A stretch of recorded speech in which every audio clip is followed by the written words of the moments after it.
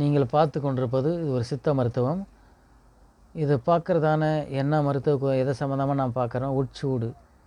உடம்பில் எப்போதும் ஒரே கனத்த சூடு, சூடாகவே இருக்கும் எப்போ பார்த்தாலும் சில பேர்த்துக்கு. அந்த சூட்டை குறைக்கிறதுக்கான மருத்துவ குறிப்பை தான் நம்ம பார்க்க போகிறோம்.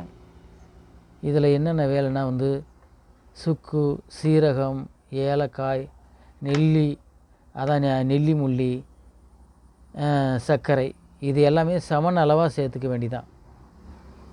சர்க்கரை மட்டும் 4 பாகம், இதெல்லாம் ஒரு பாகமாக இருந்தால் சர்க்கரை மட்டும் 4 பாகம் 4 பங்கு விதம் சேர்க்கணும். இந்த சுக்கு, சீரகம், ஏலக்காய், நெல்லி முள்ளி இதெல்லாம் என்னென்னா ஒரு பாகம்னா 50 கிராம் வச்சுக்கிட்டிங்கன்னா, இது இது ஒரு பங்குனா சர்க்கரை 4 பாகம் விதம் கூட்டி பொடியாக்கி வச்சுக்கிட்டு 5 கிராம்ங்கிறத அளவுக்கு 3 வேளையும் சாப்பிடலாம்.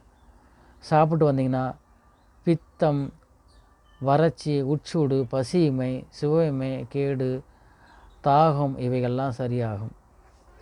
இந்த மருத்துவத்தினால் என்னென்ன சரியாகனு பார்த்துக்கிட்டிங்கன்னா பாருங்கள், பித்தம்னா சூடு, உடம்பு பூரா ஒரே வறட்சியாக இருக்கும். உட்சூடு, பசியின்மை, சுவை, அந்த சுவையெல்லாம் கேடும், தாகம், இதெல்லாம் அந்த தாக பிரச்சனைலாம் தீரும்.